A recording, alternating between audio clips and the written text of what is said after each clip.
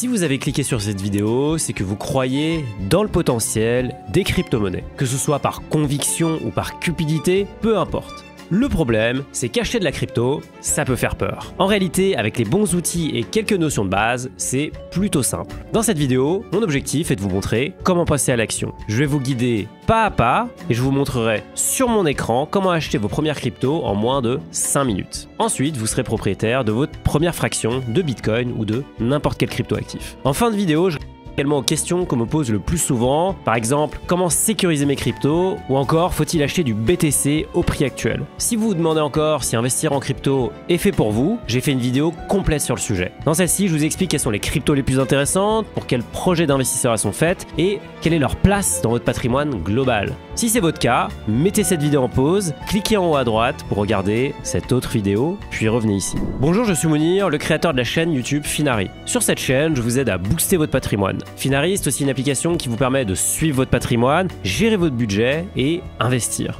Avant de commencer, je voulais vous remercier car vous êtes déjà plus de 220 000 à être abonnés à notre chaîne. C'est énorme. On n'était que 50 000 au 1er janvier, donc il y a eu un sacré pump. Mon objectif, c'est d'atteindre les 300 000 avant la fin de l'année. L'équipe pense que c'est un défi impossible, mais je crois en notre communauté. Si j'ai pu vous aider dans la gestion de votre patrimoine, abonnez-vous à la chaîne et partagez mes vidéos à vos proches. Je compte sur vous. La première étape pour se lancer, c'est de choisir la bonne plateforme. Un mauvais choix pourrait vous faire perdre de l'argent, voire pire, vous faire perdre toutes vos cryptos. Il existe des centaines de plateformes, mais voici les critères que je vous recommande de regarder si vous débutez en crypto. Le premier critère, c'est le PSAN ou prestataire de services sur actifs numériques. Si vous êtes français, privilégiez une plateforme enregistrée PSAN auprès de l'autorité des marchés financiers, l'AMF. Cet enregistrement garantit que la plateforme respecte des normes strictes, notamment sur la conservation des actifs et la lutte anti-blanchiment. Vous pouvez trouver la liste de tous les PSAN sur le site de l'AMF, je vais vous mettre le lien dans la description. Le second critère, ce sont les frais. Vous le savez si vous regardez ma chaîne, les frais, c'est un poison pour vos investissements. Ils viennent grignoter votre performance et sont perdus à jamais. Les frais peuvent se glisser un peu partout, à l'achat, à la vente, pour la détention, pour les retraits. Ils peuvent aussi être plus discrets via ce qu'on appelle le spread, c'est-à-dire qu'ils viennent gonfler artificiellement le prix des actifs afin de récupérer une commission cachée. C'est bien souvent ce que font les plateformes qui affichent des frais à 0%.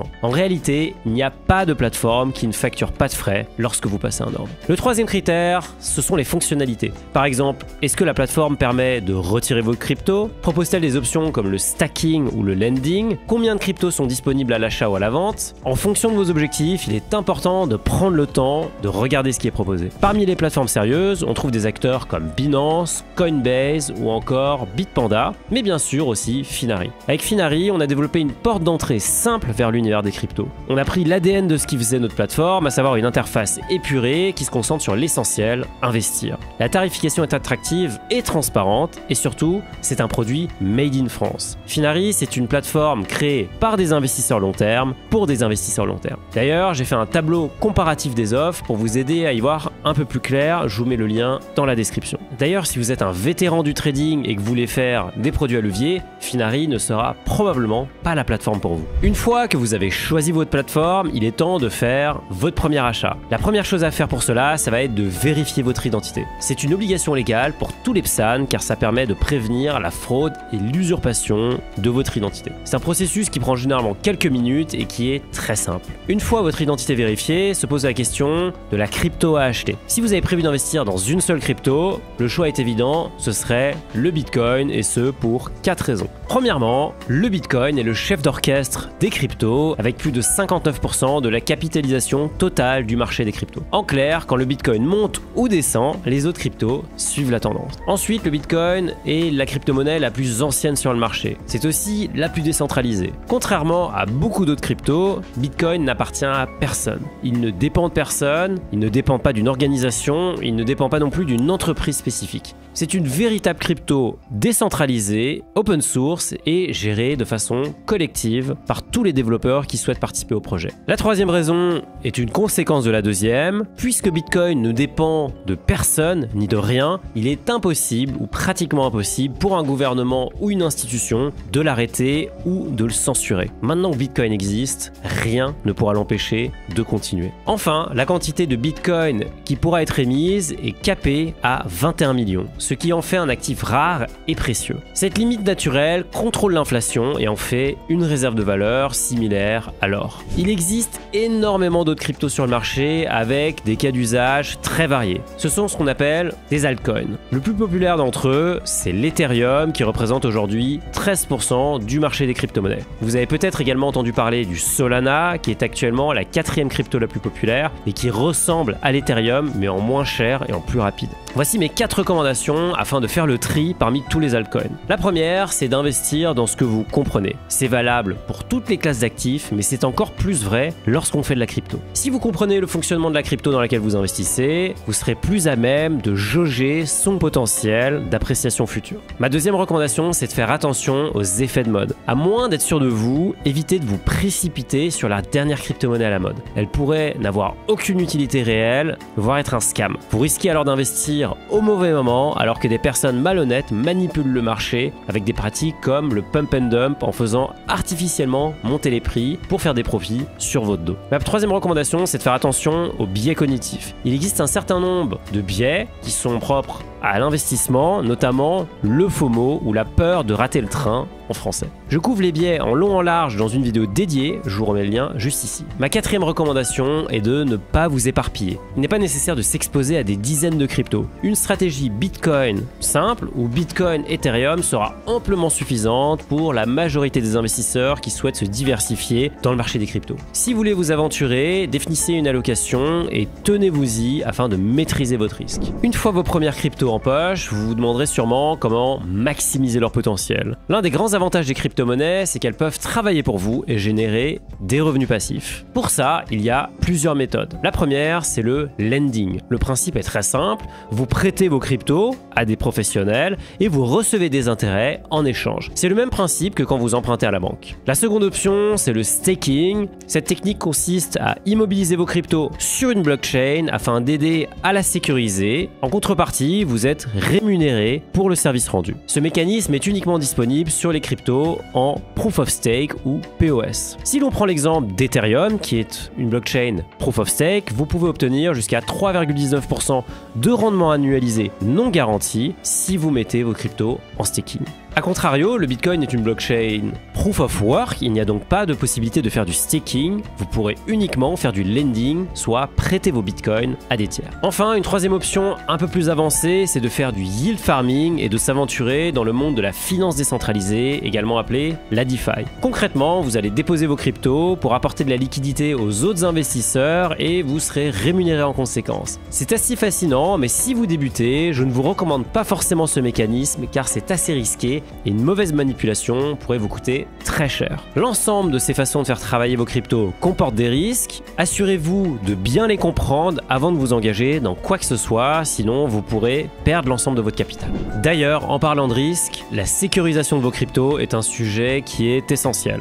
Lorsque vous achetez de la crypto et la laissez sur une plateforme, vous déléguez la conservation à cette même plateforme. Vous vous exposez donc à un hack potentiel de cette plateforme ou encore à ce que celle-ci décide de vous bloquer les accès pour des raisons de sécurité. Même si la plupart des grands acteurs sont très sécurisés, le risque zéro n'existe pas. Dès lors que vous commencez à avoir une somme significative investie en crypto, la solution est de se diriger vers un hardware wallet. Un hardware wallet, c'est comme un coffre-fort numérique. Ce ne sont pas vos cryptos qui sont stockés directement dedans, mais ce sont les clés privées qui permettent d'y accéder. Ces wallets sont complètement déconnectés d'Internet, ce qui les protège du piratage et des failles de sécurité. Le numéro 1 mondial des hardware populaires est français et il s'appelle Ledger. Ils ont plusieurs modèles comme le Nano X ou encore le Nano S+.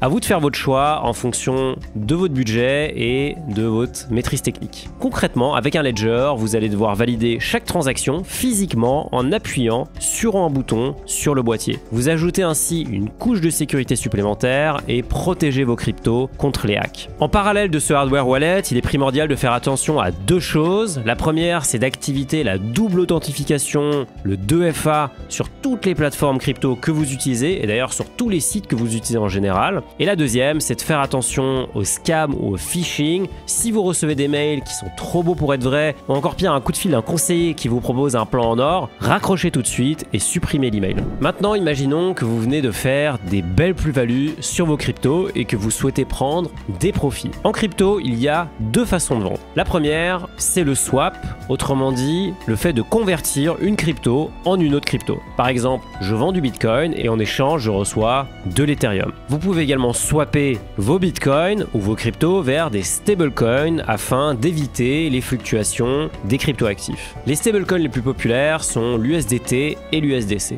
La deuxième option, c'est de vendre vers de la monnaie fiat, soit de l'euro. Vendre vos cryptos contre une monnaie fiduciaire comme de l'euro aura un impact fiscal. En France, les gains réalisés lors de la vente de crypto sont soumis à la flat tax, soit 30%. Mais l'imposition ne se fait que lors de la conversion de crypto vers les euros. Autrement dit, si vous vendez vos cryptos contre d'autres cryptos, vous n'êtes pas imposable. Une technique assez fréquente est donc de prendre vos profits sur des stablecoins comme l'USDC ou l'USDT afin de rester sur des cryptos. Cela vous permet de sécuriser vos gains tout en restant dans l'écosystème crypto et donc d'éviter la case fiscalité. Un peu comme un PEA, cette technique vous permet de faire fructifier vos plus-values et de continuer à réinvestir. Par contre, attention, lorsque vous sortirez définitivement vers les euros, vous passerez quand même par la case impôt. La fiscalité des cryptos est un sujet complexe, il y a beaucoup de nuances et c'est pour ça que j'ai reçu un avocat spécialisé lors d'un Finarito. Je vous remets la vidéo juste ici. En 1h30, vous aurez tout compris à la fiscalité crypto. Assez parlé de théorie, maintenant passons à l'action. Je vais vous montrer en live comment créer votre compte crypto et passer votre premier ordre en moins de 5 minutes. On se retrouve sur Finari. Forcément, je prêche pour ma paroisse, mais la logique est à peu près la même pour toutes les plateformes, notamment celles que j'ai citées précédemment. Une fois que vous avez créé votre compte Finari, on se dirige vers la partie investir. Vous pouvez le faire sur votre version web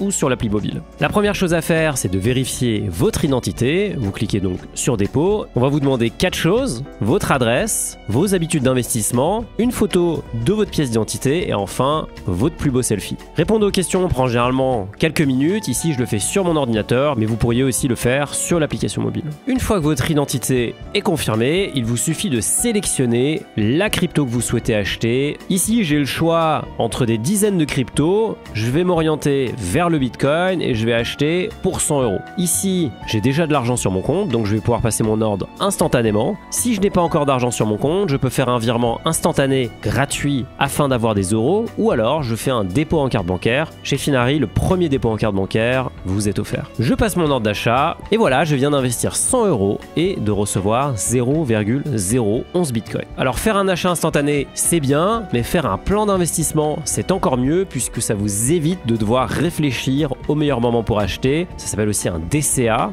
On vous a créé 4 collections qui vous permettent de vous donner des idées, notamment la plus populaire, les 2 rois de Two Kings, qui comprend Bitcoin et Ethereum, mais vous pouvez mettre ce que vous voulez dans votre plan. Ensuite, vous sélectionnez la fréquence à laquelle vous voulez investir, le montant, et c'est parti. Vous avez également la possibilité de générer des revenus passifs en un clic, et là ça se passe sur notre application. Vous allez sur la crypto, et ensuite vous sélectionnez prêter, le montant que vous voulez prêter, et c'est parti. Attention, quand vous allez vouloir retirer vos cryptos, il y aura un certain délai avant de pouvoir les récupérer pour des raisons opérationnelles. Si vous souhaitez vendre, c'est également super simple. Vous allez sur vendre, vous sélectionnez la quantité de Bitcoin dont vous voulez vous débarrasser, vous cliquez sur continuer et c'est parti. Vous avez également l'option de faire une conversion ou un swap, et donc ici vous pouvez par exemple convertir vos Bitcoins contre de l'USDC, un stablecoin, afin de ne pas passer par la case euro et donc d'éviter la fiscalité. Enfin, si vous disposez d'un wallet type Ledger ou alors vous avez une extension type MetaMask, vous pouvez aussi envoyer vos cryptos vers votre wallet afin de vraiment reprendre le contrôle complet sur vos avoirs. Pour ça, vous sélectionnez la crypto qui vous intéresse, vous allez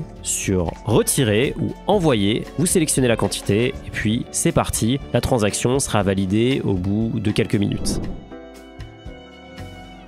La première question qu'on me pose souvent, c'est à partir de quel montant il faut acheter un Ledger ou alors un hardware wallet.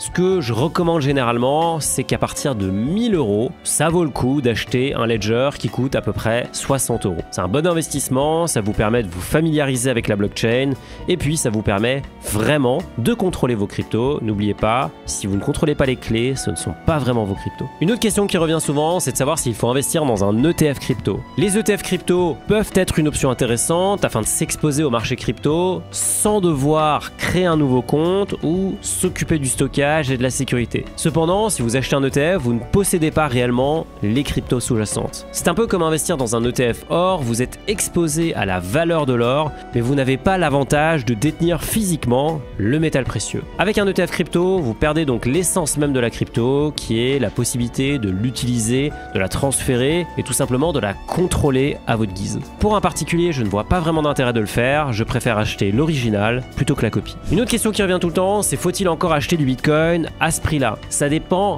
vraiment de votre approche. Si vous croyez au Bitcoin sur le long terme, le prix actuel ne devrait pas vous freiner. Personnellement, je continue d'investir chaque semaine 50 € sur Bitcoin, 50 € sur Ethereum, alors que j'ai acheté du Bitcoin pour beaucoup moins cher. Pourquoi? Parce que je pense que le prix du Bitcoin sera largement supérieur au prix actuel sur les 30 prochaines années. Personne ne sait combien il va encore augmenter, s'il va battre le marché, mais ce qui est sûr, c'est que la demande est de plus en plus forte et que l'actif s'est de plus en plus démocratisé. J'ai donc bon espoir, et beaucoup d'investisseurs partagent cette conviction, qu'il sera beaucoup plus haut dans quelques années. Attention, si vous achetez très cher et que le prix baisse fortement, la seule bonne raison de vendre, c'est que vous avez perdu la conviction que le Bitcoin ou la crypto que vous détenez a de la valeur. Autrement, voyez plutôt la baisse des prix comme des soldes et dites-vous que c'est peut-être le moment de renforcer votre position. Ne cédez pas à la panique, la majorité des investisseurs qui perdent de l'argent en crypto ont investi soit sur des mauvais actifs, mais ça c'est un autre sujet, soit ont paniqué pendant une phase de baisse et ont regretté amèrement